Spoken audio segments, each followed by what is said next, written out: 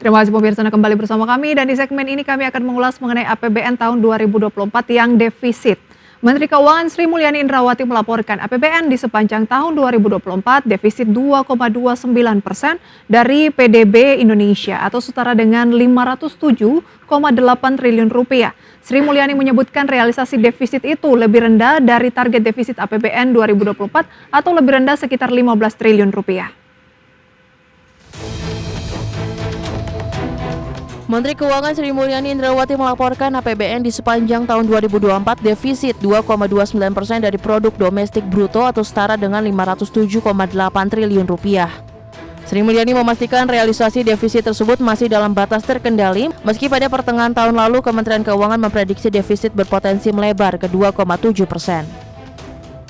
Dalam konferensi pers, Menteri Keuangan menyatakan defisit tahun 2024 terjadi karena belanja negara yang naik 7,3% year on year menembus 3.350 triliun rupiah.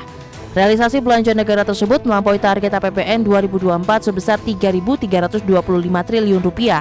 Sedangkan penerimaan negara selama setahun kemarin hanya mencapai 2.842 triliun rupiah. Sehingga APBN 2024 itu kita bisa tutup dengan jauh lebih baik dari yang kita prediksikan di pertengahan tahun. Kita lihat defisit di 507,8. Ini sangat impresif karena tidak hanya lebih rendah dari LAPSEM yang waktu itu memang kita prediksi memburuk 609,7, bedanya lebih dari 100 triliun sendiri, lebih rendah dari outlook defisit, namun juga bahkan lebih rendah dari APBN awal, yaitu yang 522,8 triliun. Dan keseimbangan primer defisitnya hanya di 19,4. Menteri Keuangan Sri Mulyani Indrawati mengatakan capaian defisit APBN 2024 masih lebih baik dibandingkan laporan semester yang kala itu diperkirakan defisit bisa tembus 609,7 triliun rupiah. Selain itu, Sri Mulyani menyebut angka itu juga lebih rendah dari target defisit APBN 2024 senilai 522,8 triliun rupiah. Tim Liputan, IDX Channel. Ya pemirsa, hari ini akan kita ulas terkait catatan APBN sepanjang 2024 di mana setelah Kementerian Keuangan tutup buku, salah satu yang menarik tentunya dari sisi penerimaan negara. Di mana Kementerian Keuangan melaporkan realisasi penerimaan pajak hingga Desember 2024 mengalami shortfall atau lebih rendah dari target dalam APBN 2024.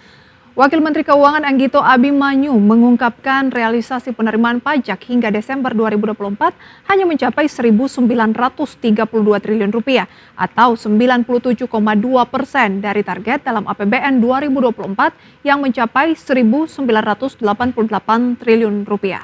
Meski demikian, realisasi penerimaan pajak ini lebih tinggi 3,5% bila dibandingkan tahun 2023 lalu.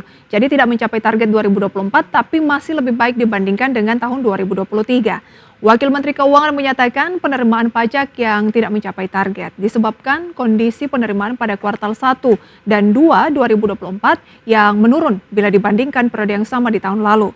Akan tetapi pada kuartal ketiga 2024, penerimaan pajak mulai berbalik positif mencapai 461 triliun atau meningkat sekitar 10,4% year on year yang disebabkan adanya pertumbuhan yang baik pada pajak-pajak yang bersifat transaksional.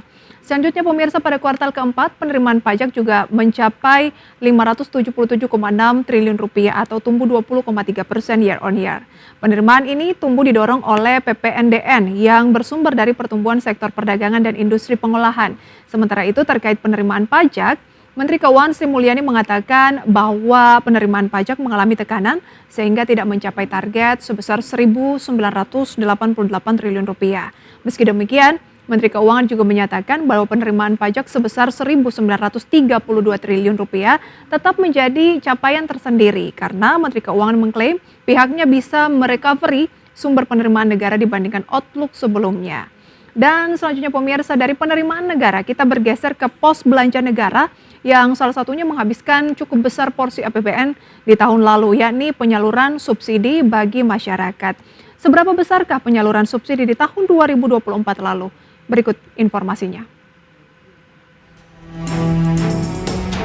Wakil Menteri Keuangan Suhasil Nazara melaporkan realisasi penyaluran subsidi melalui anggaran pendapatan dan belanja negara 2024 mulai dari bahan bakar minyak hingga listrik mencapai 434,3 triliun rupiah. Dari bahan bakar minyak, solar yang seharusnya berharga Rp11.950 per liter dijual kepada masyarakat dengan harga Rp6.800 per liter. Artinya sekitar 43% dari harga asli ditanggung oleh APBN. Total realisasi anggaran untuk subsidi ini mencapai Rp89,7 triliun untuk lebih dari 4 juta kendaraan. Kemudian untuk jenis Pertalite dengan harga yang seharusnya Rp11.700 per liter dijual dengan harga Rp10.000 per liter atau disubsidi Rp1.700 per liter. Total anggaran yang digelontorkan mencapai Rp56,1 triliun dan dinikmati oleh 157,4 juta kendaraan. Selain itu, manfaat APBN yang dinikmati langsung oleh masyarakat termasuk juga adalah harga dalam konteks menikmati harga BBM, harga LPG, harga listrik, harga pupuk yang lebih murah karena APBN memberikan subsidi. Dan kalau kita lihat di sini untuk solar, ini contohnya ya cara membaca tabel ini, untuk solar yang baris pertama, harga seharusnya sepanjang tahun 2024 ini adalah Rp11.950 per liter solar. Namun yang dibayar oleh masyarakat karena ada subsidi itu Rp6.800 per liter. Selanjutnya untuk subsidi LPG 3 kg, masyarakat hanya membayar Rp12.750 per tabung dari harga asli Rp42.750 per tabung. Realisasi subsidi LPG 3 kg mencapai Rp80,2 triliun dan dinikmati oleh 40,3 juta pelanggan. Kemudian di sektor listrik, total subsidi yang digelontorkan mencapai Rp156,4 triliun. Sementara untuk pupuk, nilai realisasi subsidi mencapai Rp47,4 triliun untuk 7,3 juta ton pupuk bagi petani. Tim Liputan, IDX Channel. Ya pemirsa, mengapa defisit anggaran terjadi di tahun 2024 lalu? Karena belanja lebih besar dari penerimaan. Kementerian Keuangan melaporkan realisasi belanja negara sepanjang tahun lalu mencapai Rp3.350 triliun atau mencapai 100,8% dari target APBN 2024. Wakil Menteri Keuangan Suhasil Nazara menyampaikan realisasi belanja negara tumbuh 7,3% year on year atau dibandingkan dengan tahun sebelumnya. Realisasi belanja negara terdiri dari belanja kementerian lembaga yang mencapai Rp1.315 triliun atau 109,7% dari target. Kemudian belanja non-kementerian lembaga mencapai Rp1.171 triliun atau 85,1% dari target. Dan terakhir, realisasi transfer ke daerah mencapai Rp863,5 triliun atau 100,7%. Lebih rinci, sejumlah pos belanja negara ditujukan diantaranya untuk subsidi BBM hingga listrik, bantuan pangan dalam memitigasi dampak El Nino dan juga stabilisasi harga pangan.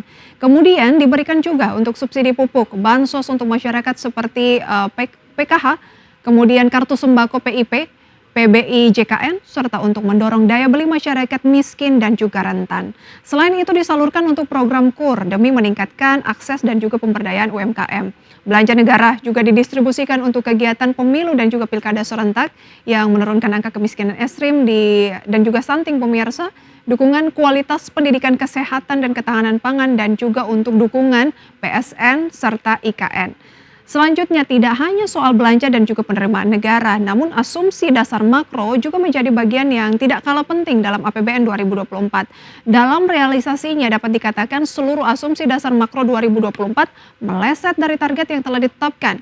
Lantas apa saja indikator-indikator asumsi dasar makro yang meleset tersebut? Berikut informasinya. Ketidakpastian global yang makin tinggi membuat seluruh asumsi dasar ekonomi makro 2024 meleset dari yang sudah ditetapkan oleh pemerintah.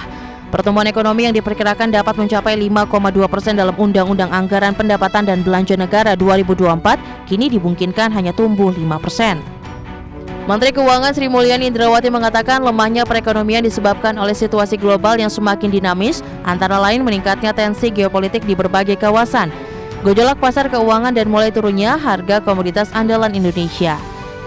Kita semua tahu APBN didesain dan dirancang dengan asumsi Growth di 2024 adalah 5,2%. Kita memperkirakan outlook-nya akan di 5%. Tadi di kuartal 1 5,11, kuartal kedua 5,07, 5,05, kuartal ketiga 4,95, dan kuartal keempat masih belum keluar. Kita estimasi masih ada di sekitar 5%. Selain pertumbuhan ekonomi, indikator lainnya yakni inflasi berada pada level 1,57% year on year, jauh di bawah yang ditetapkan dalam asumsi APBN yaitu di level 2,8%. Kemudian nilai tukar rupiah yang secara rata-rata di tahun 2024 tercatat sebesar 15.847 per dolar Amerika Serikat, lebih tinggi dari asumsi di APBN sebesar 15.000 per dolar Amerika. Indikator lainnya yang juga meleset yakni yield surat berharga negara yang dalam asumsi APBN 2024 dipatok di level 6,7%, namun yield SBN per Desember 2024 tercatat di level 7% per Desember 2024. Tim Liputan, IDX Channel. Ya, Menteri Keuangan menyebutkan bahwa outlook pertumbuhan ekonomi di 2024 mencapai 5% year on year, lebih rendah dari asumsi APBN 2024 5,2%. Outlook tersebut didasari oleh pertumbuhan ekonomi pada kuartal 1 2024 5,11%, kemudian kuartal 2 2024 5,05% dan kuartal 3 4,95% serta kuartal 4 yang diestimasi ada di sekitar 5%. Asumsi dasar yang juga meleset yang juga sempat disebutkan sebelumnya yakni nilai tukar rupiah terhadap dolar Amerika Serikat. Menteri Keuangan mengakui nilai tukar rupiah membengkak dari asumsi APBN 2024 di level 15.000, di mana realisasinya nilai tukar rupiah menembus hingga 16.000 per dolar Amerika Serikat. Menurut Sri Mulyani, depresiasi nilai tukar rupiah yang cukup signifikan selama tahun 2024 turut mempengaruhi pos belanja negara. Adapun terkait tekanan terhadap kurs rupiah, Sri Mulyani menyatakan hal itu diakibatkan oleh faktor global seperti ditahannya suku bunga The Fed dan juga penguatan dolar Amerika Serikat sehingga menyebabkan arus modal asing keluar dari pasar keuangan Indonesia. Selanjutnya, asumsi dasar makro lainnya yang juga meleset pemirsa yaitu lifting minyak yang awalnya dalam APBN 2024 ditargetkan 635.000 barrel per hari, namun realisasinya hingga November 2024 masih di angka 571.700 barrel per hari. Begitu juga lifting gas yang ditargetkan mencapai 1,03 juta barrel atau setara minyak per hari, tetapi realisasinya hanya di level 973.000 barrel setara minyak per hari per November 2024. Demikian pemirsa defisit anggaran di tahun 2024 dan mengapa asumsi-asumsi makronya tidak tercapai. Semoga untuk 2025 ini akan lebih baik lagi sehingga mempengaruhi pertumbuhan ekonomi sesuai dengan estimasi. Dan kami kembali dengan informasi terupdate lainnya usai jeda, tetaplah di IDX First Session Closing.